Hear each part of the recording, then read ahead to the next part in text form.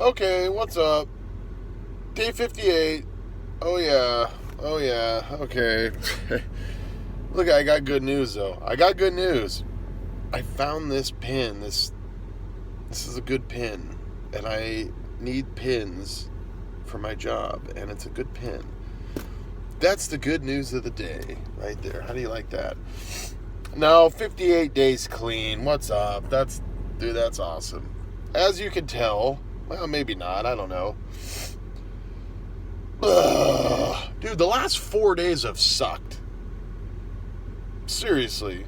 Like, but whatever. That's what it is. We prepared for this. But a little discouraging, but, you know, that's what it is. I haven't showered yet. I'm still planning on running.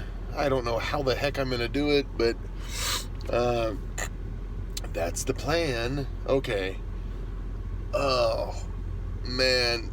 I'm so flippin' tired and stuff, you guys. Like, I just don't feel good. I'm going to let you know what's up. Okay, what's going on here? Okay. I did... Sorry. I'm sorry. I got so much gunk and stuff. Okay. I got like 6.5 hours of sleep last night, which is a victory. I'll take it, but it just, prepare for it too. I mean, everyone handles sleep differently, but 8 days in and, just all those crappy nights, and you pretty much top out at 8, a few nights, and it's just, when it's just as again and again and again and again. It sucks. I mean, I'm not gonna lie. It's rough. But once again, it could be worse. Seriously.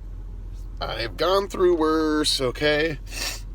But I really feel like I'm in like the dog days of this detox. Or I don't know. I don't even know if that makes sense. But like my legs were so achy today for like the morning hours, and they got better.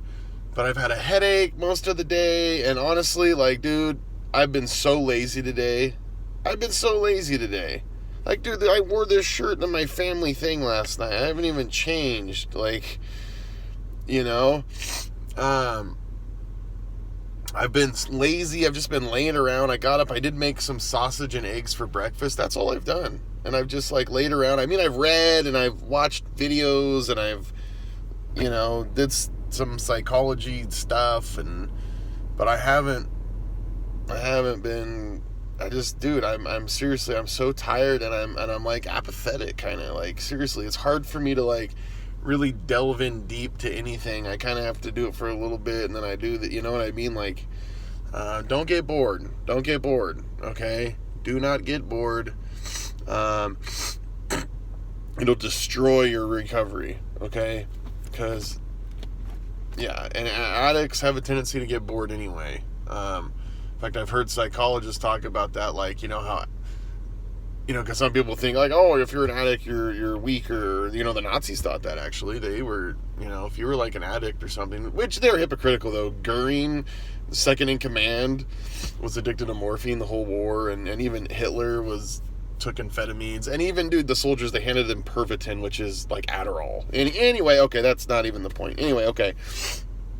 But, crap, I don't even remember what I was gonna say. I don't know, don't get bored. Yeah, oh yeah, it's like, okay, yeah.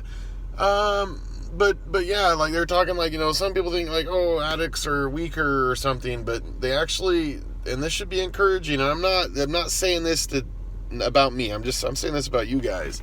Seriously, like, because we have a tendency, or you guys have a tendency, to get bored with things in life, okay?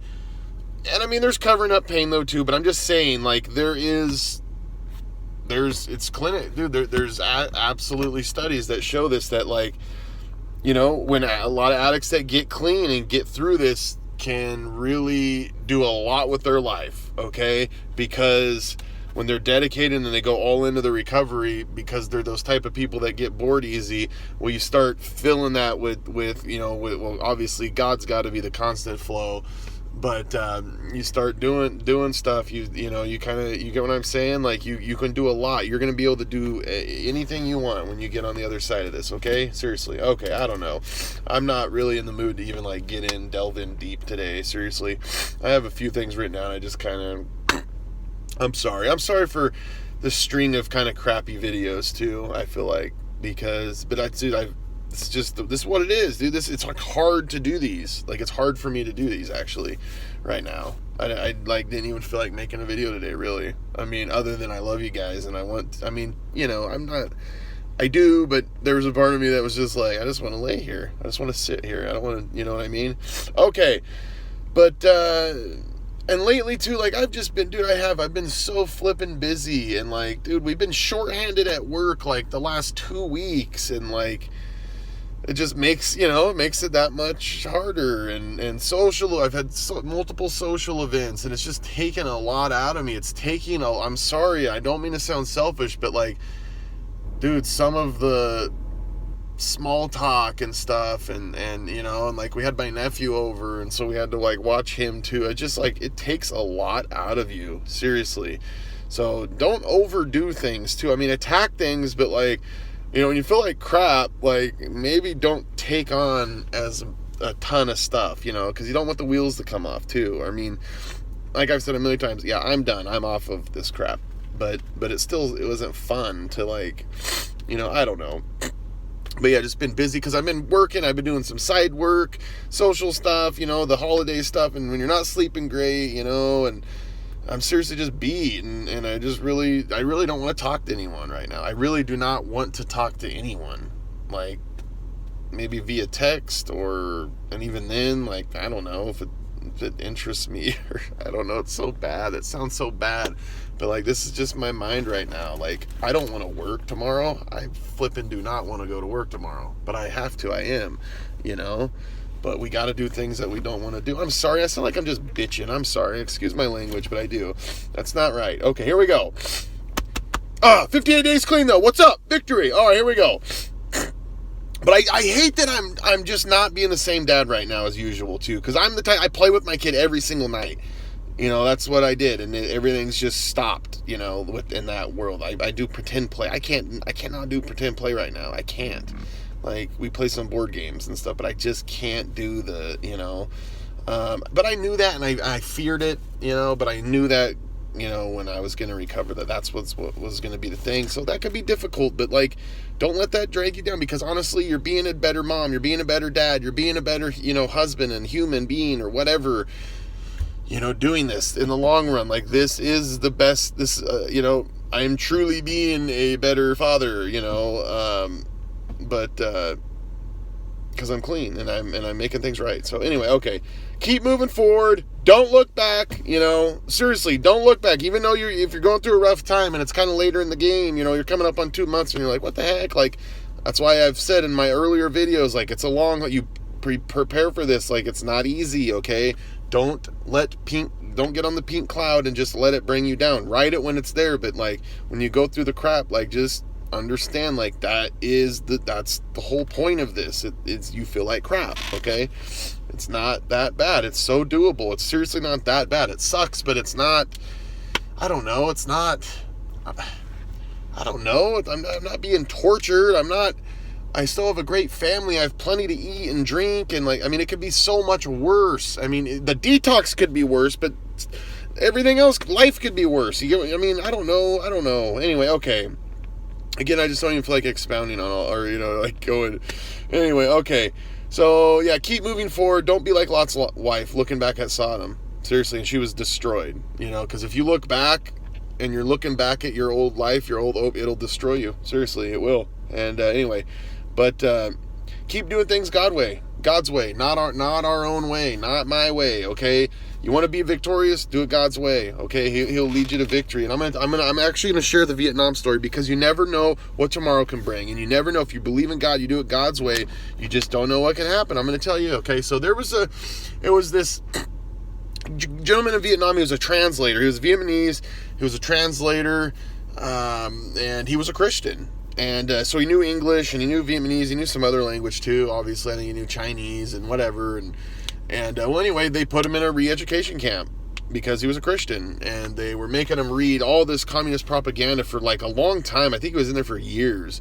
And finally, they like kind of got to him, and it was the first day. And he's like, okay, he's like, I guess I don't believe in God anymore. And he didn't pray that morning. And anyway, so later that day, and that was the first time, like seriously, it was a one day, like first day, and they put him on cleaning the latrine duty, or cleaning toilets and stuff. And so he's in there, and he's cleaning stuff, and all of a sudden he sees like paper, and he realized, and he's noticed that it was in English, and he's like, he hasn't read anything English in years, because he's been in this camp. So he grabs it and cleans it off and puts it in his pocket, and waits till that later that night, and when he's in it, wherever they got him sleeping or whatever, and he opens it up, he gets a light on it, and he reads it, and it's Romans 8. And oh man, see, if I would have done a good job, you guys, I would have had some of what he read ready to go, because it was great. That's like part of the whole story, but I completely, whatever. Romans 8, we'll delve into Romans 8 sometime, but it was like basically like the Lord is always with you or something, you know what I mean? And it just got him, it hit him in his heart, obviously. And it was like, wow, he's like, I couldn't even go 24 hours. And like, God reminded me, like, no, he's there. You know what I mean? Like, he's with you, and don't lose heart and stuff. So anyway, so he asked to he wanted to keep cleaning the latrine, because he wanted to find more. Well, he keeps collecting stuff. He's got to clean it off though, because the one of the head guys at the camp is like, has a Bible, and he's just wiping his butt with seriously, it says something had feces on it and stuff, and he shows like the treasure of scriptures, what the lengths that people will go. And here in the West, we have Bibles, and we don't even get off our butt and read it. Okay, seriously, we have no excuse. Okay, seriously, God won't go, oh, you were busy, you were too busy for me. Okay, whatever. He doesn't. And I'm not saying like, oh, God's not just ready to kill you, but just, we're intelligent. He made it like we don't have excuses for stuff. Okay, all right. Oh, you had time to drink every night and take opium, but you didn't have time to open up and read the Gospel of Mark, which is the shortest gospel too. If you ever want to just it's like and actually find out what truth is. You never try to seek truth. That's stupid. Okay, sorry. I'm sorry. Anyway, crap. I'm getting off topic again. Anyway, dang it. I'm sorry. See, this is why I shouldn't even try to do this. I'm just so tired and foggy and whatever. But anyway, so he keeps cleaning the latrines. He keeps cleaning the toilets, and he's got to clean off this crap off the paper. And so anyway, he keeps doing it. He's like collecting the book of Romans, or starting at chapter 8. Well, anyway, he eventually gets out of this camp. So that restored his faith big time, like next level, because it showed like God was really with, and that's not always easy. It can be dirty, it can be nasty and stuff, but like he truly saw the value in the treasure that God's word is. Anyway, so he got out. Well, anyway, him and like, I don't know, it was like 30 other people, or maybe it was like 38, or maybe it was in the 50s. I don't remember exactly. Right now, but they had a boat all ready to go, like a boat. They kind of fixed it up, I think, and they were getting ready to like leave the next day and sail to Thailand and to get off of the communist Vietnam, because the communist Vietnam was terrible, dude. Communism killed a lot of people everywhere it went. And well, anyway, there's a knock at his door, and it was 5 soldiers armed and everything, and they're like, they were just like, I don't know if they're, we hear that you have a boat and you're taking people with you. Is that true? Are you planning on leaving tonight? Yeah, I think they're leaving that night, actually. And he's like, no, whatever. And so they leave, and he felt guilty because he lied. And he's like, well, God, if you don't want me to lie about it, if they come knocking on the door again, I'll tell them the truth. Whatever. Well, 30 minutes later, they knock on the door again. Are you sure that you're not taking a boat tonight? He's like, yes, I am. And they're like, okay, we want to come with you. So anyway, long story. Anyway, he said, so they got to Thailand. He eventually came over to America, and, has told his story, and Ravi Zacharias tells his story as well. And he said, that all of us, he's like, we all would have died if it weren't for those 5 soldiers, because they were great, like sailor, like they knew what they were doing as far as navigation and what certain things they had to do to get them to Thailand. And if they did not have those men, they all would have perished. He's like, no doubt, for sure, And so it just shows you, like, you things can seem so dark and so grim and so maybe impossible, but remember, with God, all things are possible, and God will work things for the greater good. Like Joseph in the Bible, his brothers too turned on him, threw him in a well, and sold him into slavery and stuff, and God, and even Joseph, and then he was in prison for years, and Joseph, said, what you did was evil, but God used it for good, and he forgave his brothers. He didn't even question it. He forgave his brothers. So anyway, that's a whole nother thing. Okay, I do have to leave a couple scriptures though. We have to. Okay, Psalm 48, chapter 40, verse 8. I delight to do your will, O my God, your law is written on my heart, okay? So let us delight in doing God's will, okay? And then, I don't know, this is probably, it's just another verse that I read today, so I'm just throwing it in here. Psalm 86:5. For you, Lord, are good and ready to forgive, and abundant in loving kindness in all who call upon you. So just remember that. Yes, God has standards, and God is he will not negotiate. It's serious, it's severe, but he's always ready to forgive if you humble yourself, okay? Let's not let the pride of life get in between us and God, okay? All right? 58 days clean. I'm hoping things start turning better and I can make more positive videos and do things a little bit better, but this is just what it is, okay? Love you guys. God bless and salute.